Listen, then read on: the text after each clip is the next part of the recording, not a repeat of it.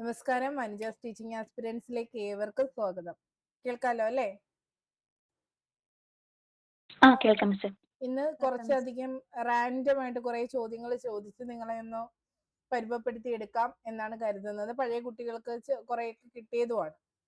നിങ്ങൾക്കൊരു ഓർമ്മപ്പെടുത്തല്, പുതിയ കുട്ടികൾക്ക് സംസാരിക്കാൻ ഒരു അവസരം, ഇതൊക്കെയാണ് ഉദ്ദേശിക്കുന്നത് കേട്ടോ. ഓക്കെ, രേഷ്മ ടീച്ചറെ സംസാരിക്കാൻ ഓക്കെ ആണോ?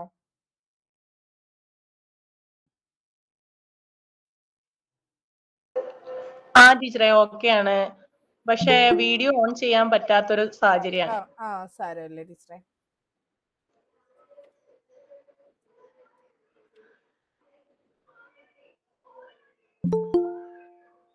ടീച്ചറെ ഒരു സെക്കൻഡ്.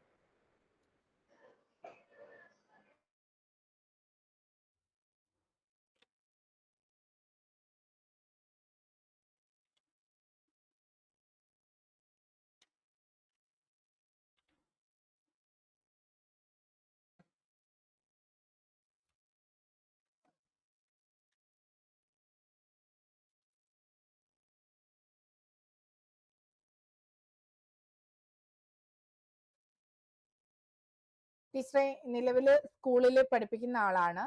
അപ്പോ ടീച്ചറിന്റെ ഒരു കാഴ്ചപ്പാട് അല്ലെങ്കിൽ ടീച്ചറിന്റെ അനുഭവത്തില് നിലവില് സ്കൂളുകളിൽ അക്ഷരമറിയാത്ത കുട്ടികൾ ഉണ്ടോ?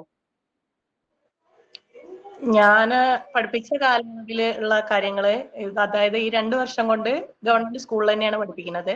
പക്ഷെ അവിടെ അക്ഷരം അറിയാത്തവരുണ്ട്. പെട്ടെന്ന് കണ്ടാ പറയും, പക്ഷെ മറന്നു പോവുക, പെട്ടെന്ന് അങ്ങനത്തെ ഒരു സാഹചര്യം വരുന്നുണ്ട്. അതും വിരലിൽ എണ്ണാവുന്ന 1-2 ക്ലാസ്സുകൾ കുട്ടികൾ മാത്രമേ അങ്ങനെ ഉണ്ടാവുള്ളൂ. ബാക്കി എല്ലാവർക്കും. അങ്ങനെയുള്ള കുട്ടികളിൽ ടീച്ചർ പറയുന്നത് 1-2 അക്ഷരങ്ങളുടെ ഒരു കൺഫ്യൂഷൻ ആണോ, അത് മൊത്തത്തില് വാക്കുകൾ വായിക്കാനേ അറിയില്ല, വായന പറ്റാത്ത, അക്ഷരങ്ങള് ഗ്രാഹ്യമില്ലാത്ത കുട്ടികൾ ഉള്ളതായിട്ട് ശ്രദ്ധയിൽപ്പെട്ടിട്ടുണ്ടോ? അതെ, പെട്ടിട്ടുണ്ട്. അത് ഞാൻ ചില സമയങ്ങളിൽ മലയാളമൊക്കെ നമ്മൾ 2 ക്ലാസ് ഒരുമിച്ചിടുന്ന സാഹചര്യം ഉണ്ടാവാറുണ്ട് ക്ലാസ്സിൽ.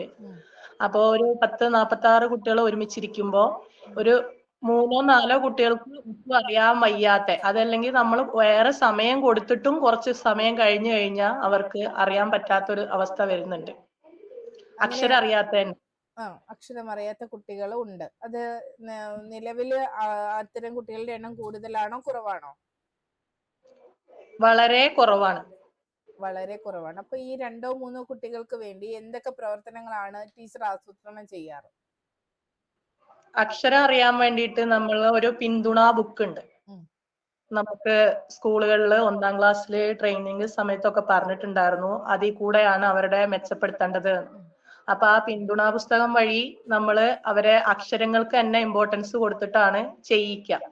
ഈ സമയമൊക്കെ ആയതുകൊണ്ടാണ് അങ്ങനെ. ആദ്യം നമ്മൾ ആശയാവതരണ രീതി കൂടിയായിരുന്നു കാര്യങ്ങൾ അവതരിപ്പിച്ചിട്ടുണ്ടായിരുന്നത്.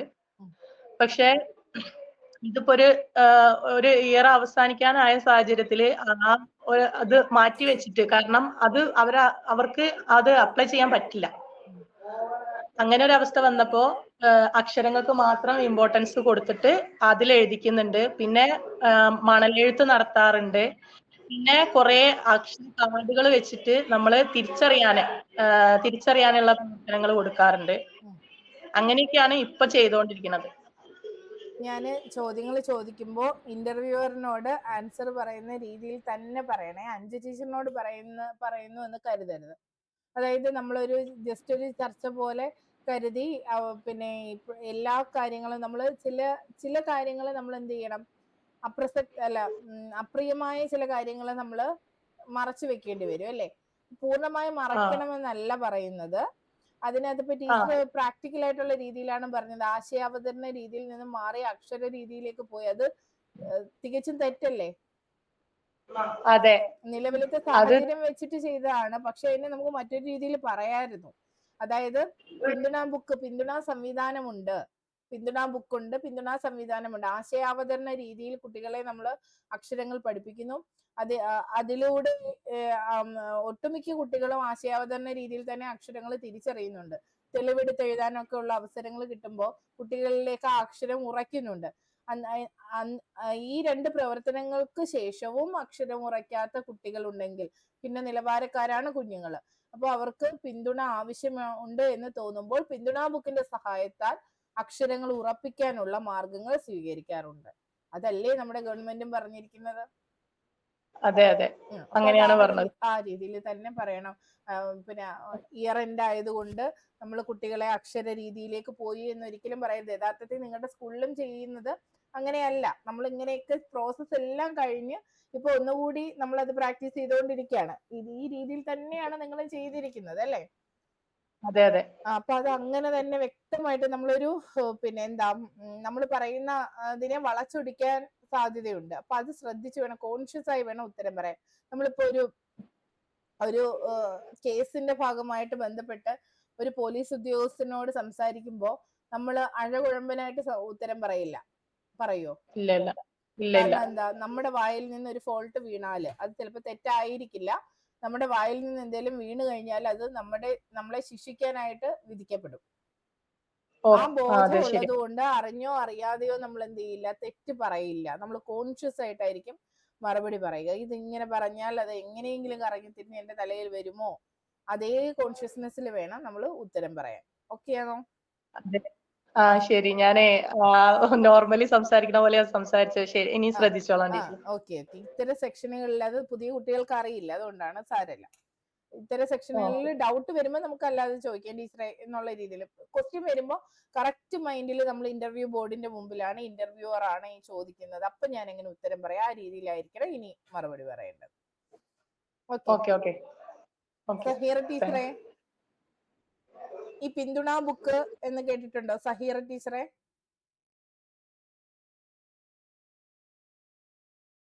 സഹീറ,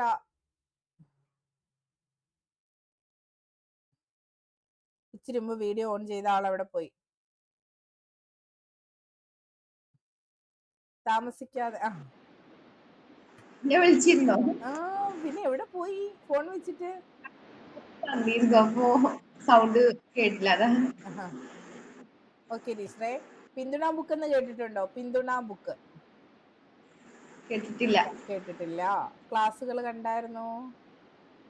കണ്ടിട്ടുണ്ട്, കണ്ടിട്ടുണ്ടാവില്ല. എവിടുന്നാ ക്ലാസ് കണ്ടു തുടങ്ങുന്നത്? താഴേന്ന് മേലേക്ക് വരുവാണോ ആദ്യത്തെ ക്ലാസ്സിൽ നിന്ന്?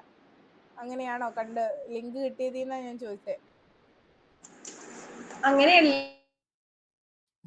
അങ്ങനെയല്ല. ക്ലിയർ ആവുന്നില്ലല്ലോ.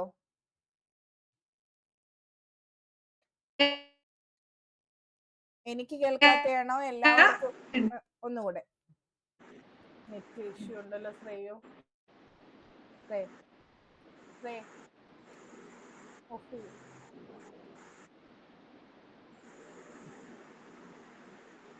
ഹലോ,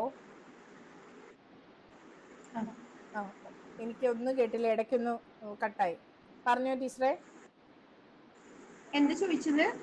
പിന്തുണ അല്ല, വീഡിയോസ് കാണുന്നത് താഴെ ആദ്യത്തെ ക്ലാസ്സിൽ നിന്ന് ആണോ കണ്ടു തുടങ്ങിയിരിക്കുന്നത്? ഞാൻ ലിങ്ക് അല്ലല്ല, ഞാൻ ചൂസ് ചെയ്ത് കാണുന്ന ഒരു സിസ്റ്റം എടുത്തിട്ടുള്ളൂ. ചൂസ് ചെയ്ത് കാണുന്ന രീതിയിലാണ് പോകുന്നത് അല്ലേ? കണ്ടത് എഴുതി വെച്ചിട്ടുണ്ട്. ഓക്കെ. നിങ്ങൾ പരമാവധി ആദ്യത്തെ ക്ലാസ്സിൽ നിന്ന് പുതിയ ക്ലാസ്സുകളിലേക്ക് വരുന്ന ഒരു രീതിയായിരിക്കും നല്ലത്. അപ്പോഴായിരിക്കും ബേസ് തൊട്ട് നമ്മൾ തുടങ്ങുന്ന രീതിയാണ് കുറച്ചുകൂടി നല്ലത്. നിങ്ങളുടെ അറിവിലേക്ക് പറയാണ്, നുസ്രീൻ ടീച്ചർ ഉണ്ടോ അതില്? ടീച്ചർ ജോയിൻ ചെയ്ത ഡേറ്റ് ഓർമ്മയുണ്ടോ?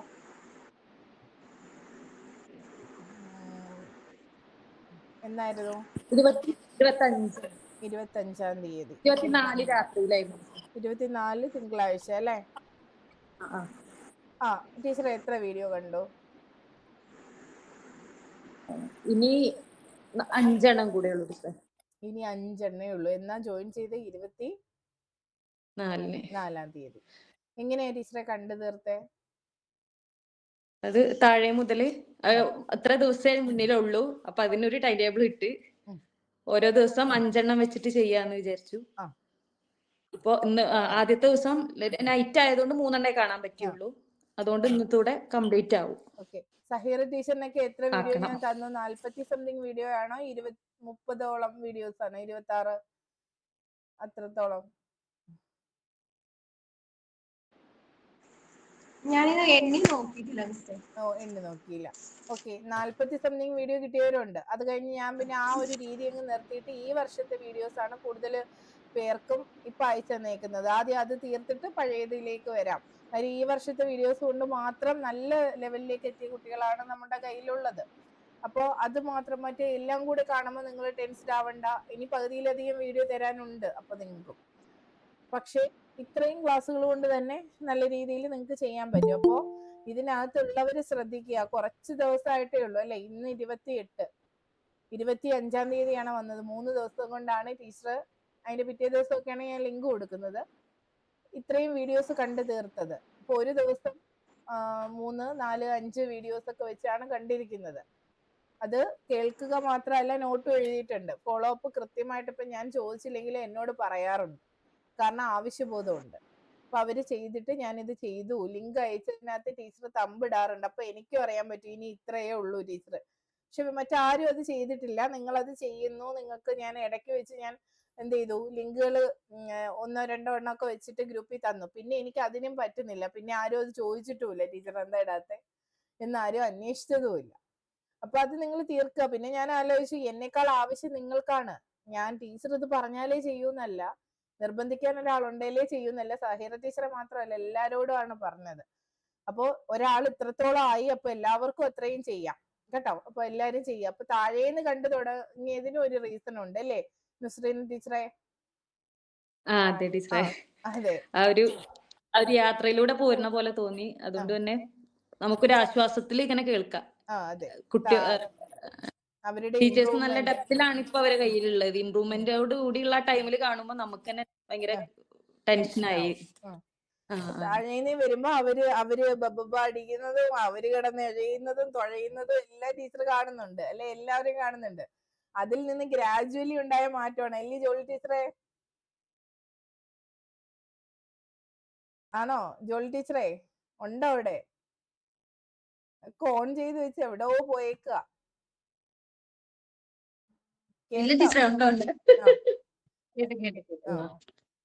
കണ്ണൊക്കെ ഓക്കെ? ഓക്കെ. അങ്ങനെയാണെങ്കിലേ സഹീറ ടീച്ചറിനൊന്ന് പറഞ്ഞു കൊടുത്തേ പിന്തുണ ബുക്കിനെ കുറിച്ച്.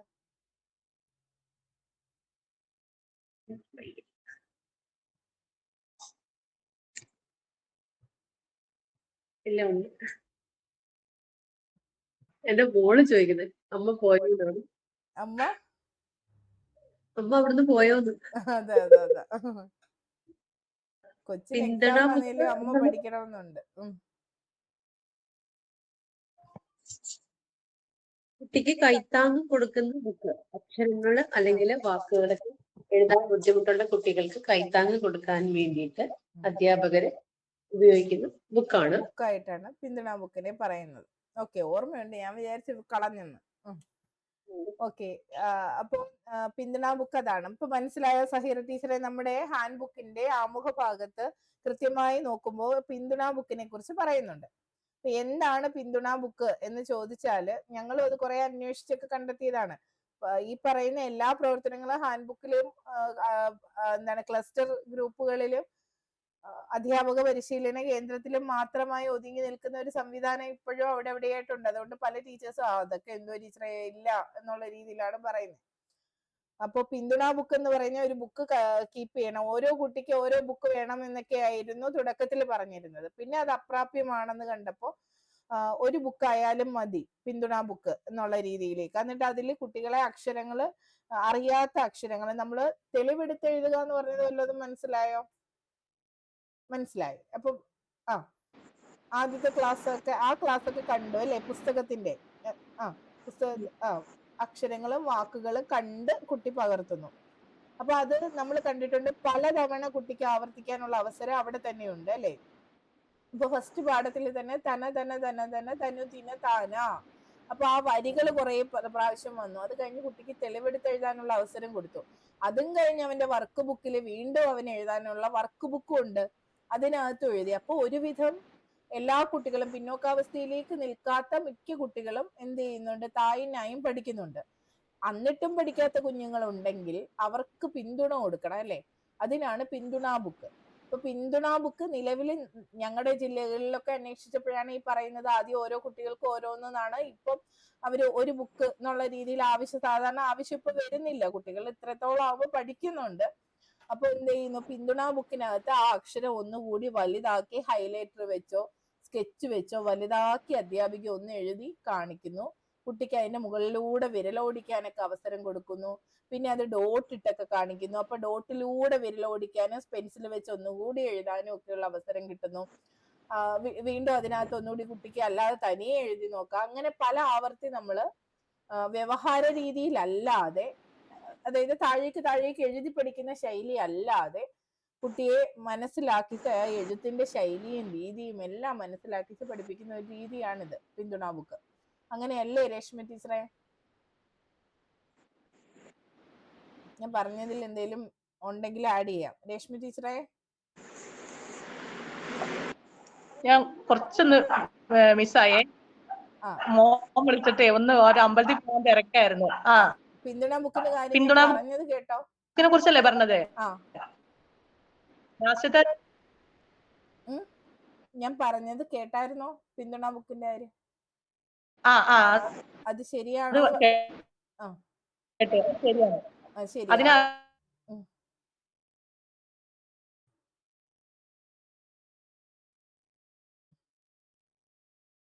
ഹലോ,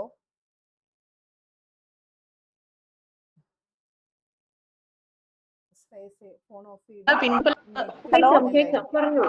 ഹലോ പറഞ്ഞു ടീച്ചറെ, എനിക്ക് ക്ലിയർ ആയില്ല. ഓരോ പേജ് വെച്ച് ഞാൻ തുടങ്ങി. ഒരു ബുക്കില് ഓരോ കുട്ടികൾക്ക് ഓരോ പേജ്, അത് അധികം വേണ്ടി വരൂല. അങ്ങനെ ഹൈലൈറ്റർ വെച്ചിട്ട് നമ്മൾ എഴുതും. പിന്തുണാ ബുക്കിലും നമ്മൾ തെളിവെടുത്താണ് ചെയ്യുക. തെളിവെടുത്ത് എഴുതുന്ന ഒരു ശൈലി തന്നെയാണ് സ്വീകരിക്കുക അല്ലെ. അപ്പൊ ആദ്യം ഹൈലൈറ്റ് ഓരോ ബുക്ക് എന്ന് പറഞ്ഞിരുന്നോ? അത് പറഞ്ഞിട്ടുണ്ടായിരുന്നു. അത് പറഞ്ഞപ്പോ നമുക്ക് ഈ ബുക്ക് ഒന്നാമത് ചരിത്ര പുസ്തകവും ഈ ടെക്സ്റ്റ് ബുക്കും കൂടി അങ്ങോട്ടും ഇങ്ങോട്ടും മാറുമ്പോ തന്നെ കുട്ടികൾക്ക് പ്രയാസമായി. അതിന്റെ കൂടെ ഓരോ കുട്ടികൾക്കും ഓരോ പിന്തുണാ ബുക്കും കൂടി ആയപ്പോൾ അത് അതിലും വലിയ ബുദ്ധിമുട്ടായി. അങ്ങനെയാണ് ഒരു കുട്ടിക്ക് നമ്മൾ ടീച്ചർ തന്നെ കൈവശം വെക്കുകയാണ് ചെയ്തത്. എന്നിട്ട് ഹൈലൈറ്റർ വെച്ചിട്ട് അവർക്ക് അറിയാൻ വയ്യാത്ത വാക്കുകൾ അല്ലെങ്കിൽ അക്ഷരങ്ങൾ അതിനകത്ത് എഴുതും. അത് ആ ഹൈലൈറ്ററിന്റെ ഉള്ളിൽ കൂടെ കുട്ടി എഴുതണം.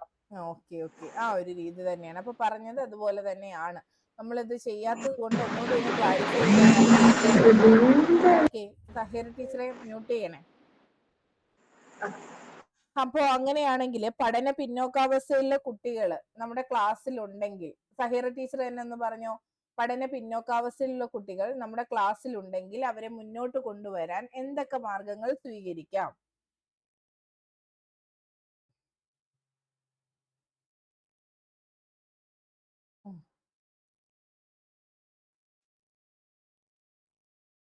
പഠന പിന്നോക്കാവസ്ഥയിലുള്ള കുട്ടികൾ നമ്മുടെ ക്ലാസ്സിലുണ്ടെങ്കിൽ മുന്നിലേക്ക് കൊണ്ടുവരാൻ എന്തൊക്കെ മാർഗങ്ങൾ സ്വീകരിക്കാം? ടീച്ചർ പോയോ?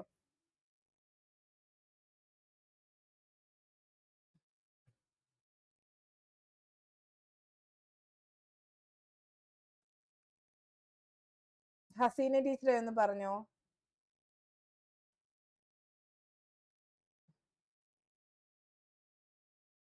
ഹസീന ടീച്ചറെ പറഞ്ഞോ. ആ വീഡിയോയും കൂടെ.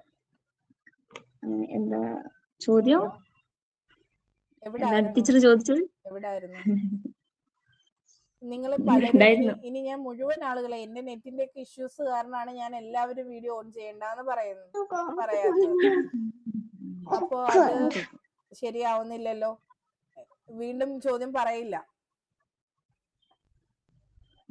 വീണ്ടും ചോദ്യം ഇനി പറയില്ല. ഇത് ലാസ്റ്റ് ആണ്. ഇനി ഇങ്ങനെ ഉണ്ടാകരുത് കേട്ടോ. ഇനി ചോദ്യം വീണ്ടും എന്താണെന്ന് ചോദിക്കുന്നവരെ അപ്പോഴേ റിമൂവ് ചെയ്യാം, കട്ട് ചെയ്ത്. പഠന പിന്നോക്കാവസ്ഥയിലുള്ള കുട്ടികൾ നിങ്ങളുടെ ക്ലാസ്സുകളിൽ ഉണ്ടെങ്കിൽ എന്തൊക്കെ പ്രവർത്തനങ്ങളാണ് സ്വീകരിക്കുക? അവരെ മുന്നോട്ട് കൊണ്ടുവരണ്ടേ? അപ്പോ മറ്റുള്ള മക്കൾക്ക് കൊടുക്കുന്ന പ്രവർത്തനം ലളിതമാക്കുക. ആ സങ്കീർണമായ പ്രവർത്തനങ്ങളിൽ നിന്ന് മറ്റുള്ള മക്കൾക്ക് കൊടുക്കുന്നതിന് ഒന്നും കൂടി ലളിതമാക്കിയിട്ട് കൂടുതൽ മൂർത്ത വസ്തുക്കളൊക്കെ ഉപയോഗിച്ചിട്ട് സാമഗ്രികൾ ഉപയോഗിച്ചിട്ട് അവർക്ക് മനസ്സിലാവുന്ന രീതിയിൽ ഒന്നും കൂടി ലളിതമാക്കിയിട്ട് വ്യക്തിഗതമായിട്ട് അവരെ ശ്രദ്ധ കൊടുത്തിട്ട് മുന്നോട്ട് കൊണ്ടുവന്നൂടെ? അപ്പൊ ഈ തുല്യത എന്നുള്ള ആശയം അവിടെ നടപ്പിലാവോ ഇസ്രായേൽ? തുല്യ അവസരം തുല്യാവസരം അതായത് പഠനം പിന്നാക്കം നിൽക്കുന്ന മക്കൾക്ക് വേണ്ടിയിട്ട് നമ്മള് മറ്റുള്ള മക്കളെ പോലെ അവർക്ക് ക്യാച്ച് ചെയ്യാൻ കഴിയുന്നില്ലല്ലോ. അപ്പൊ അവരെ മുന്നിലേക്ക് കൊണ്ടുവരാൻ വേണ്ടിയിട്ടാണല്ലോ. അവര് മറ്റുള്ളവര് ആ പ്രവർത്തനങ്ങൾ, സങ്കീർണമായ പ്രവർത്തനങ്ങൾ ചെയ്യുന്നുണ്ടല്ലോ. അതിനെ അപ്പൊ അതിനെ ലളിതമായി കൂടുതൽ പഠന സാമഗ്രികൾ അവർക്ക് മനസ്സിലാവുന്ന രീതിയിൽ നമ്മള് പഠന ആസൂത്രണമൊക്കെ അവർക്ക് വേണ്ടിയിട്ട് അനുരൂപീകരണം ചെയ്യുമല്ലോ. അനുരൂപീകരണം ചെയ്ത പ്രവർത്തനങ്ങൾ അവർക്ക് വേണ്ടിയിട്ട് നമ്മള് സാമഗ്രികളും അങ്ങനെയുള്ള കാര്യങ്ങളൊക്കെ ഉപയോഗിച്ചിട്ട്. തുല്യത എന്ന ആശയം അവിടെ നടപ്പിലാകുമോ? തുല്യ അവസരം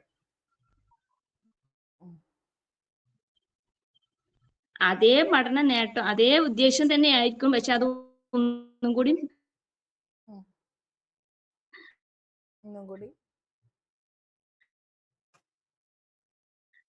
ലളിതമാക്കി കുട്ടി നേടേണ്ട ആ നേട്ടം എത്തിക്കാൻ വേണ്ടിയിട്ട് അവർക്ക് ഒന്നും കൂടി ലളിതമാക്കി വ്യക്തിഗത ശ്രദ്ധ കൊടുത്ത. ടീച്ചറിന്റെ പേര്? എന്റെ പേര് അസീന. ടീച്ചറിന്റെ മോന്റെ പേര് അല്ലെ മോളുടെ പേര്? എനിക്ക് 2 മക്കൾ, റിഫ, ദുവ, റഹാൻ. 3 മക്കളുണ്ട്. റിഫ, ദുവ, റഹാൻ. ടീച്ചറിന്റെ പേര് ഹസീന. റിഫയുടെ ഉമ്മയുടെ പേര്? റിഫയുടെ ഉമ്മയുടെ പേര് ഹസീന. ദുവയുടെ ഉമ്മയുടെ പേര്? ഹസീന. മാറ്റമില്ല, പെട്ടെന്ന് ഉത്തരം വന്നു അല്ലേ? ചോദിച്ച ചോദ്യത്തിന്റെ കറക്റ്റ് ഉത്തരം വന്നു. നമ്മളെ കുറിച്ച് നമ്മൾ വ്യക്തമായി ചോദ്യം വന്നപ്പോ നമ്മൾ കറക്റ്റ് ഉത്തരം വന്നു. ഞാൻ ചോദിച്ച ചോദ്യം എന്താ? അവിടെ തുല്യത നടപ്പിലാകുന്നോ ഇല്ലയോ? അപ്പൊ അത് എനിക്ക് വ്യക്തമാക്കി തരുന്ന ഒരു മറുപടിയല്ലേ വേണ്ടത്? തുല്യത ഉദ്ദേശിക്കുന്നത് മനസ്സിലായിട്ടില്ല. അതായത് കുട്ടിക്ക് എല്ലാ കുട്ടികൾക്കും ഒരേ നേട്ടം കിട്ടിയിട്ടില്ല എന്നുള്ള തുല്യതാണോ? അതാണ് ക്ലാസ് റൂമില് ടീച്ചർ കുട്ടികൾക്ക് തുല്യ പരിഗണന കൊടുക്കണമെന്നാണല്ലോ. അപ്പൊ ഈ ടീച്ചർ പറഞ്ഞതുപോലെ നമ്മൾ പ്രവർത്തനം ലളിതമാക്കി കൊടുക്കുന്നു, ഈ കുട്ടികൾക്ക് വേണ്ടി പ്രവർത്തനം ലളിതമാക്കി കൊടുക്കുന്നു, ടീച്ചർ അവർക്ക് അധിക സമയം കൊടുക്കുന്നു എന്നൊക്കെ പറഞ്ഞു, വ്യക്തിഗതമായ ടൈം കൊടുക്കുന്നു എന്ന് ടീച്ചർ പറഞ്ഞു. അപ്പോഴാണ് ഞാൻ ചോദിച്ചത്, തുല്യത എന്ന ആശയം അവിടെ നടപ്പിലാകുമോ? തുല്യ പരിഗണന, അതായത് പരിഗണന കൂടുതൽ അർഹിക്കുന്ന അവർ പഠന പിന്നോക്കാവസ്ഥയിൽ നിന്ന് മുന്നോട്ട് കൊണ്ടുവരാൻ വേണ്ടിയിട്ടാണല്ലോ ചെയ്യുന്നത്. അപ്പോ അതിന് അവരെ അറിയിക്കുന്നുണ്ടല്ലോ. പഠനം അവരെയും കൂടിയിട്ടും ക്ലാസ്സിലെ മുൻനിരയിലുള്ള മക്കളുടെ കൂടെ അവരെയും കൂടി എത്തിക്കാൻ വേണ്ടിയിട്ടാണല്ലോ ചെയ്യുന്നത്. അവരെയും അപ്പം അതൊരു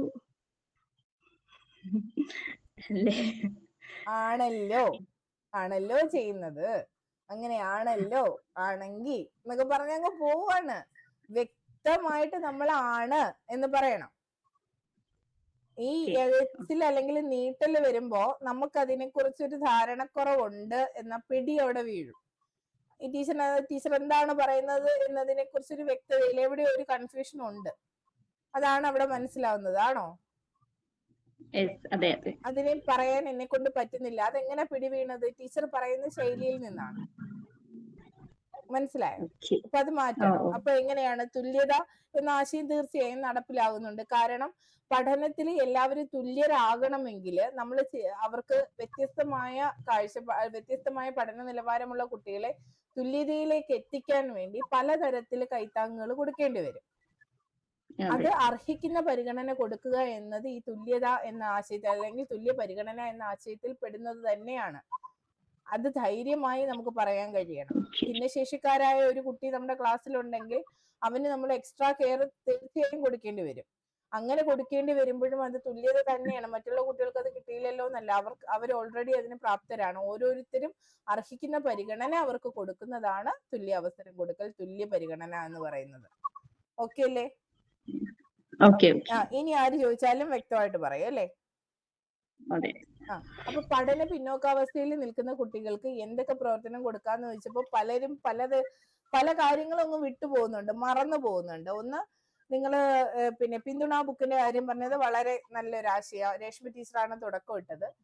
റുക്സാന ടീച്ചറെ ടീച്ചറും ഈ പഠന തെളിവെടുത്ത് അതൊന്നും എനിക്ക് മനസ്സിലായിട്ടില്ല. എഴുതൽ പറയാം ടീച്ചർ ഒന്നുകൂടെ. തെളിവെടുത്ത് എഴുതുക എന്ന് പറഞ്ഞാല് അത് ഹാൻഡ് ബുക്കിന്റെ ആ ക്ലാസ് കാണണം. ആദ്യത്തെ ഒരു 6 മില്യൺ കണ്ടായത് 6K എന്തോ ആയ ഒരു വീഡിയോ അതിനകത്ത് കിടപ്പുണ്ട്, പാഠപുസ്തകം കേട്ടോ, മലയാളം. അതൊന്ന് കാണണേ. അപ്പൊ അതിനകത്ത് വ്യക്തമായി എല്ലാം പറയുന്നുണ്ട്. പഠന തെളിവെടുത്ത് എഴുതുക എന്ന് പറയുന്നത് ഇപ്പൊ ഇച്ചിരി മുമ്പ് ഞാൻ പറഞ്ഞു, അപ്പൊ അശ്രദ്ധമായിട്ടിരുന്നിട്ടാണ് അത് മനസ്സിലാവാത്തത്. തന തന തന തന തനുതിന താന എന്ന ആദ്യത്തെ പാഠത്തിലെ ഒരു വരിയാണ്, പറവകൾ പാറി എന്നുള്ള പാഠത്തിൽ. അപ്പൊ അത് ഇങ്ങനെ പിന്നെ ആ വരി ഇങ്ങനെ തന്നിട്ട് പറവകളെ കുറിച്ചൊക്കെ എഴുതിയ ശേഷം പിന്നെ അടുത്തത് തന തന എന്ന് മാത്രമുണ്ട്, ബാക്കി ഡാഷ് ഇട്ടേക്കാണ്. നമ്മൾ അവിടെ ഫില്ല് ചെയ്യണം. കുട്ടി അത് ഫില്ല് ചെയ്യണം. ഫില്ല് ചെയ്യാൻ കുട്ടി സ്വീകരിക്കുന്ന മാർഗമാണ് തെളിവെടുത്ത് എഴുതുക. അതായത് തൊട്ടു മുമ്പ് ഉള്ള വരികളിൽ നോക്കി അത് പകർത്തുക. കോപ്പിയടിക്കുക അല്ല, തെളിവെടുത്ത് എഴുതുകയാണ് കേട്ടോ. നോക്കി നമ്മൾ എന്ത് ചെയ്യുന്നു, അത് പകർത്തുന്നു. ആ തെളിവിനെ എടുത്ത് ഇങ്ങോട്ടേക്ക് എഴുതുന്നു, കോപ്പി പേസ്റ്റ് ചെയ്യുന്നു അല്ലേ? അതാണ് തെളിവെടുത്ത് എഴുതുക. അതിനുശേഷം പിന്നീട് വീണ്ടും വർക്ക് ബുക്കിനകത്ത് ഇതേ പ്രവർത്തനം വരുന്നു. വീണ്ടും കുട്ടി ഓർത്തെടുത്ത് നോക്കിയോ ഓർത്തെടുത്തോ ഒക്കെ വീണ്ടും ഇത് തന്നെ ചെയ്യേണ്ടി വരുന്നു. മനസ്സിലായോ? നമ്മൾ കാണാതെ എഴുതി പഠിക്കുന്നില്ല. തന തന തന ഒന്നും താഴേക്ക് എഴുതി പഠിക്കുന്നില്ല. വ്യവഹാരവാദ രീതിയിൽ നമ്മൾ പഠിക്കുന്നില്ല. തെളിവെടുത്ത് എഴുതി നോക്കി ഒന്ന് പകർത്തി. അപ്പോഴത്തേക്ക് കുട്ടിയിൽ ഒന്നും കൂടി ഒന്ന് ഉറച്ചു. ആദ്യത്തെ വരികളിൽ 2-3 തവണ ഈ തായും നായും ആവർത്തിച്ചപ്പോ തന്നെ അക്ഷരം കുട്ടിയുടെ ഉള്ളിലേക്കായി. ആശയാവതരണ രീതിയിലാണ് പഠിപ്പിച്ചിരിക്കുന്നത് അല്ലെ? പാട്ടിനെ പാട്ടായി ആശയമായി കുട്ടിയിലേക്ക് എത്തിച്ചേക്കാണ്. ഒരിക്കലും താന്ന് എഴുതിയില്ല, നാന്ന് എഴുതിയില്ല. പക്ഷെ പലതവണ ഈ വാക്കുകൾ ആവർത്തിച്ചപ്പോ കുട്ടി പലതവണ ആ അക്ഷരം നോക്കി മനസ്സിലാക്കി. പിന്നെ അതിനെ വാചികമായി പ്രകടിപ്പിച്ചു, തായും നായും. പിന്നെ അതിനെ ചേർത്ത് വായിച്ചു. പിന്നെ അവനത് തെളിവെടുത്തെഴുതി. ഇത്രയൊക്കെ ആവുമ്പോഴേ ഒരു കുട്ടിയുടെ ഉള്ളിലേക്ക് അത് ഉറയ്ക്കുന്നുണ്ട്. പിന്നെ അവനത് വർക്ക് ബുക്കിൽ ഒന്നുകൂടി പകർത്തി എഴുതി. പിന്നെ കാണാതെ എഴുതാൻ, വർക്ക് ബുക്കിൽ കാണാതെ എഴുതാനാണ് പ്രത്യേക സ്ഥലങ്ങൾ കൊടുത്തിട്ടുണ്ട്. അവിടെ അതൊക്കെ ചെയ്ത് ഇപ്പോഴേ കുട്ടി ഉറപ്പിച്ചു. നമ്മൾ കഷ്ടപ്പെട്ട് കുട്ടിയെ കൊണ്ട് താഴേക്ക് എഴുതിപ്പിക്കുന്നില്ല. ഇതാണ് ഇപ്പോഴത്തെ ഒരു രീതി കേട്ടോ. എന്നിട്ടും മനസ്സിലാവാത്ത കുഞ്ഞിനാണ് നമ്മൾ പിന്തുണാ ബുക്കും കൂടി വെച്ചിട്ട് പിന്തുണ കൂടി കൊടുക്കുന്നത്. നിങ്ങളൊന്ന് ആലോചിച്ച് നോക്കിക്കേ, ഇത്തരം പ്രവർത്തനത്തിലൂടെ കടന്നു പോകുന്ന കുട്ടികളില് അക്ഷരം ഉറയ്ക്കാതിരിക്കോ?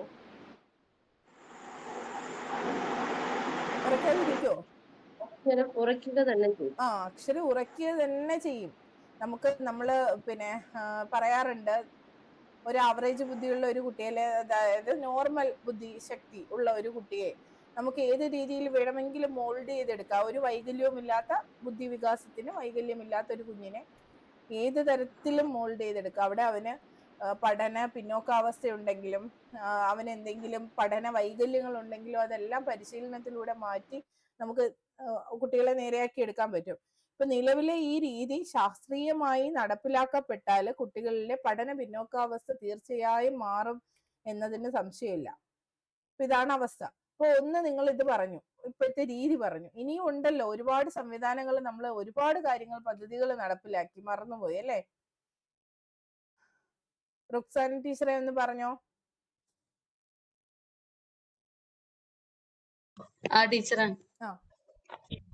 പഠന പിന്നോക്കാവസ്ഥയിൽ നിൽക്കുന്ന 3-ാം ക്ലാസ്സിലെയോ 4-ാം ക്ലാസ്സിലെയോ ഒക്കെ കുട്ടിയുണ്ടെന്ന് വെക്കുക. അപ്പൊ അവർക്ക് നമുക്ക് എന്തൊക്കെ കൊടുക്കാൻ പറ്റും? പഠന പിന്നോക്കാവസ്ഥയുള്ള കുട്ടികൾക്ക് അവർക്കുള്ള പാഠങ്ങൾ കുറച്ചുകൂടെ ലളിതമാക്കി കൊടുക്കുക.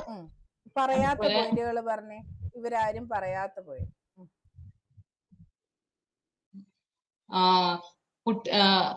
ആദ്യം അവരുടെ ചിലപ്പോ എന്തുകൊണ്ടാണ് ഈ പിന്നോക്കാവസ്ഥക്ക് കാരണം എന്ന് അറിയാൻ ശ്രമിക്കാം. അതിന് പല കാരണങ്ങളുണ്ടാകും. ചിലപ്പോ പാരമ്പര്യമായിട്ടുള്ള കാരണമാവാം, അല്ലെങ്കിൽ ചികിത്സിച്ചാൽ മാറുന്ന കാരണങ്ങളാവാം. ഇതൊക്കെ മനസ്സിലാക്കുക. എന്നിട്ട് രക്ഷിതാക്കളുമായി നമുക്ക് ആശയവിനിമയം നടത്താം. എന്നിട്ട് അതിന് വേണ്ട അങ്ങേ അറ്റത്തെ പ്രശ്നം വരെ ആലോചിക്കുന്നേ. ചെറിയ നമ്മുടെ ക്ലാസ്സിലെ പഠന പിന്നോക്കാവസ്ഥ നേരിടുമ്പോൾ നമ്മൾ ഇതിന്റെ കാരണം ചകഞ്ഞു പോകാതെ നമ്മൾ പല പ്രവർത്തനങ്ങളും ആദ്യം കൊടുക്കും. അത് കഴിഞ്ഞും പറ്റുന്നില്ല എന്ന് കാണുമ്പോഴാണ് ഇതിനെന്തേലും ഒരു റീസൺ ഉണ്ടല്ലോ എന്ന് നമ്മൾ പോയി നോക്കാറ് അല്ലേ. ഒരാൾക്കൊരു ഒരു പനി, ഏതാണ്ട് ഇപ്പൊ നമ്മുടെ അഞ്ജലി ടീച്ചറിനൊക്കെ തൊണ്ടവേദനയൊക്കെ ആയിട്ടിരിക്കുക യഥാർത്ഥത്തിൽ. അപ്പൊ തൊണ്ടവേദന വന്നപ്പോ ടീച്ചർ ആദ്യമേ പോയി ഹോസ്പിറ്റലിൽ പോയി സർജറി ആണോ ചെയ്യുക, ആദ്യമേ പോയി ഒന്ന് ഡോക്ടറെ കാണുന്നു. ആദ്യം നമ്മൾ വീട്ടിൽ ഉപ്പുവെള്ളം കൊള്ളും. അതിൽ നിൽക്കുന്നില്ല എന്ന് കണ്ടപ്പോ ടീച്ചർ പോയി ആന്റിബയോട്ടിക്കിന് എടുത്തു അല്ലേ. അതോ എനിക്ക് ടോൺസിലാ വേഗം എന്നെ സർജറി ചെയ്യൂന്നാണോ പറയുന്നേ? അല്ല, അത് പിന്നീട് അങ്ങ് നമുക്കത് മാറിയില്ലെങ്കിലൊക്കെ ഉള്ള സ്റ്റെപ്പുകളാണ് അല്ലേ. ഏതൊരു അസുഖവും അങ്ങനെയാണ്. അതുപോലല്ലേ പഠന വൈകല്യം. അത് കുഞ്ഞൊരു കൈത്താങ് മതിയായിരിക്കും. അശ്രദ്ധ കൊണ്ടായിരിക്കും. അത് നമ്മളൊന്ന് ആണോ എന്ന് അറിയാനായിട്ട് ഒരു ചെറിയ ശ്രദ്ധ കൂടുതൽ കൊടുക്കും, അതിനുള്ള ട്രെയിനിങ് കൊടുക്കും, പിന്നെ അടുത്ത ഹെൽപ്പ് കൊടുക്കും. അതെല്ലാം കഴിഞ്ഞിട്ടല്ലേ നമ്മൾ ഇതിനെ കുറിച്ച് എന്താണ് അതിന്റെ റീസൺ, ഇനിയും ഇത്രയും ഞാൻ ചെയ്തിട്ടും അവൻ മുന്നേക്ക് വരുന്നില്ലല്ലോ എന്ന് വരുമ്പോഴല്ലേ നമ്മൾ അത്തരത്തിലേക്ക് പോവുക. ചെറുതിൽ നിന്ന് വലുതിലേക്ക് ആദ്യം നമ്മൾ അവർക്ക് കൂടുതൽ സമയം കൊടുക്കും. പിന്തുണ ആവശ്യമുള്ള കുട്ടികൾക്ക് കുറച്ചുകൂടെ സമയം കൊടുക്കും. അതുപോലെ അവരുടെ കൂടെയുള്ള സഹപാഠികളുടെ സഹായവും നമുക്ക് ഇത് ഗ്രൂപ്പ് പ്രവർത്തനങ്ങളിലൂടെ ഒക്കെ കുറച്ചൊക്കെ നമുക്ക് പരിഹരിക്കാൻ കഴിയും. കൈത്താങ് എന്നുള്ള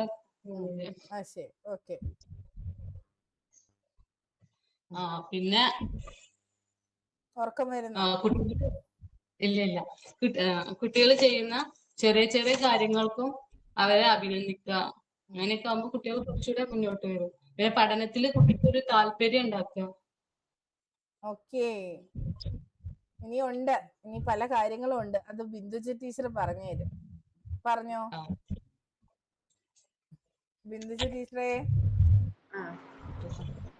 വീഡിയോ.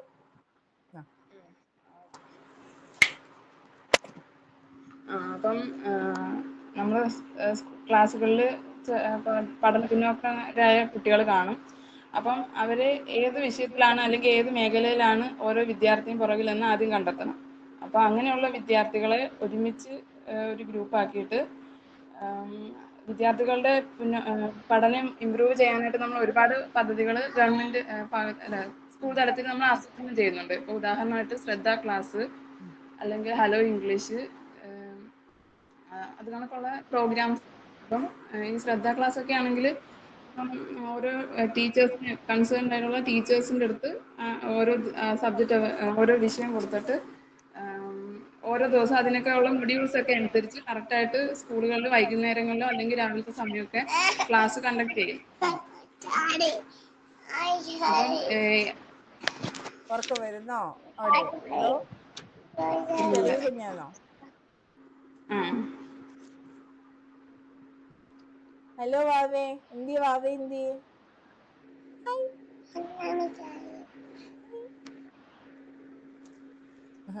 ഓക്കെ. ടീച്ചറെ ഓക്കെയാണ്. ഇപ്പോഴാണ് പദ്ധതികൾ ഇങ്ങോട്ട് ഇറങ്ങിയത്. എന്താണ്? ശ്രദ്ധ, മലയാള തിളക്കമുണ്ട്, ഹലോ ഇംഗ്ലീഷ് ഉണ്ട്. ഇതെല്ലാം എല്ലാരും അങ്ങ് മറന്നുപോയി. ഇപ്പൊ പറയാം, അയ്യോ എനിക്ക് ഓർമ്മയുണ്ടായിരുന്നല്ലോ, ഞാൻ പഠിച്ചതാണല്ലോ എന്ന് പറയും. ഇതിനെയൊക്കെ കണക്ട് ചെയ്യണ്ടേ? നമ്മൾ വലിയ കാര്യങ്ങൾ പറയുമ്പോ ജോളി ടീച്ചറെ പറഞ്ഞോ. സാധ്യതകൾ ഉപയോഗിക്കാം. ICT സാധ്യതയുണ്ട്. പിന്നെ നമ്മൾ ഈ പറഞ്ഞ മലയാള തിളക്കം, ഹലോ വേൾഡ്, ഹലോ ഇംഗ്ലീഷ് എന്നിവയ്ക്ക് ഭാഷയാണെങ്കിലും അല്ലാതെ ബാക്കിയുള്ള വികസിപ്പിക്കാൻ ഉപയോഗിക്കും. Gcombressനകത്ത് ചില ഗെയിമുകള് ഇതെല്ലാം ഉണ്ട്. കുട്ടികൾക്ക് ദൃശ്യ ശ്രാവ്യ അനുഭവങ്ങളൊക്കെ കൊടുക്കുമ്പോൾ അവർ കൂടുതൽ മികച്ച രീതിയിൽ പഠിക്കും. അപ്പോൾ എന്തെല്ലാം മാർഗങ്ങളുണ്ട് പഠന പിന്നോക്കാവസ്ഥയിലുള്ള കുട്ടികളെ നമുക്ക് മുന്നോട്ട് കൊണ്ടുവരാനായിട്ട്. അപ്പൊ ഇപ്പൊ ഈ പദ്ധതിയൊക്കെ ഉണ്ടോ എന്നുള്ള ചോദ്യമല്ല. നമ്മൾ ഈ പദ്ധതികൾ നടപ്പിലാക്കിയപ്പോ ഉണ്ടായ മെറ്റീരിയൽസ് ഇപ്പോഴും സ്കൂളുകളിൽ അവൈലബിൾ ആണ്. അതൊക്കെ നമുക്ക് ഇപ്പോഴും ഉപയോഗിക്കാവുന്നതാണ്. നിലവില് ശ്രദ്ധയുടെയോ മലയാള തിലകത്തിന്റെയോ ആവശ്യമില്ലാതെ തന്നെ കുട്ടികൾ പഠന പുരോഗതി കൈവരിക്കുന്നുണ്ട്. എന്നിട്ട് കൂടി അപ്പൊ നമ്മളോട് ഇപ്പൊ ഇങ്ങനെ ചോദിക്കാണ്, പഠന പിന്നോക്കാവസ്ഥയിലുള്ള കുട്ടികളെ മുന്നിലേക്ക് കൊണ്ടുവരാൻ നിങ്ങൾ എന്തൊക്കെ പ്രവർത്തനം ആസൂത്രണം ചെയ്യും? അപ്പൊ നമ്മൾ പറയുകയാണ്, KCF 2023 അനുസരിച്ച് തയ്യാറാക്കിയ പാഠ്യപദ്ധതി പാഠപുസ്തകങ്ങളും അതുപോലെ വർക്ക് ബുക്കുകളും കൃത്യമായ ഒരു ക്ലാസ് റൂമിൽ നടപ്പിലാക്കപ്പെടുമ്പോൾ അവിടെ പഠന പിന്നോക്കാവസ്ഥയിലുള്ള കുട്ടികൾ ഉണ്ടാവുകയില്ല എന്നതാണ് എൻ്റെ ഒരു വ്യക്തിപരമായ അഭിപ്രായം. അങ്ങനെയുള്ള കുട്ടികളുടെ എണ്ണം വളരെ കുറയാനാണ് സാധ്യത. അപ്പോ എന്നിട്ടും കുട്ടികൾ പഠന പിന്നോക്കാവസ്ഥയിൽ ഉണ്ടെങ്കിൽ അവരെ കൈകാര്യം ചെയ്യുക, അവരെ പഠിപ്പിച്ചെടുക്കുക വളരെ എളുപ്പമുള്ള ഒരു കാര്യമാണ്. കാരണം മുൻപ് കുട്ടികളുടെ എണ്ണം വളരെ കൂടുതലായിരുന്നു, ഇത്തരം പിന്നോക്കാവസ്ഥയിലേക്കുള്ളവരുടെ എണ്ണം കൂടുതലായിരുന്നു. ഇപ്പൊ നമുക്ക് ആ കുട്ടികൾക്ക് വ്യക്തമായ ശ്രദ്ധ കൊടുത്തുകൊണ്ട് അവരെ മുന്നിലേക്ക് കൊണ്ടുപോകാനാകും. അപ്പൊ ഓരോ കുട്ടിയുടെയും പഠന ശൈലി വ്യത്യസ്തമാണ്.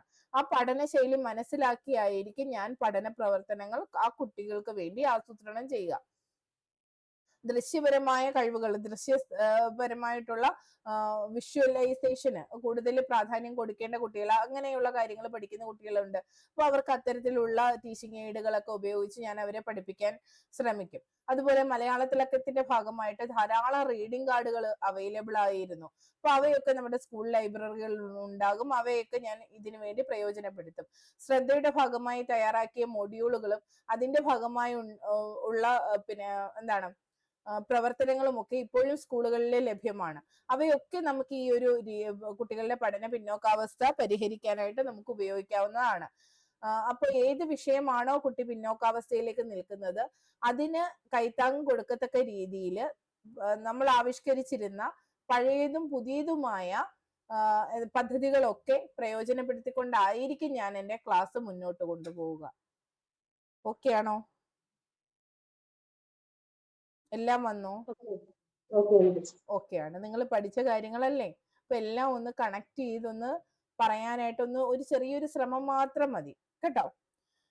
അവിടെ ഈ ശ്രദ്ധയെ കുറിച്ചൊക്കെ നിങ്ങൾക്ക് നന്നായിട്ട് അറിയാമെന്ന് ഞാൻ വിചാരിക്കുന്നു. അറിയില്ലെങ്കിൽ അത് നോക്കി വെക്കുകയും വേണം.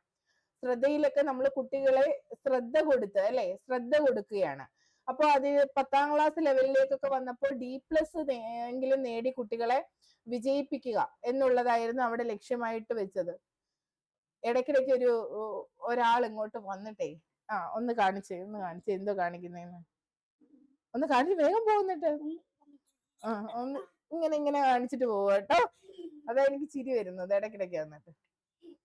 അപ്പൊ D+ എങ്കിലും വാങ്ങിയ ആ കുട്ടികളെ വിജയിക്കണം.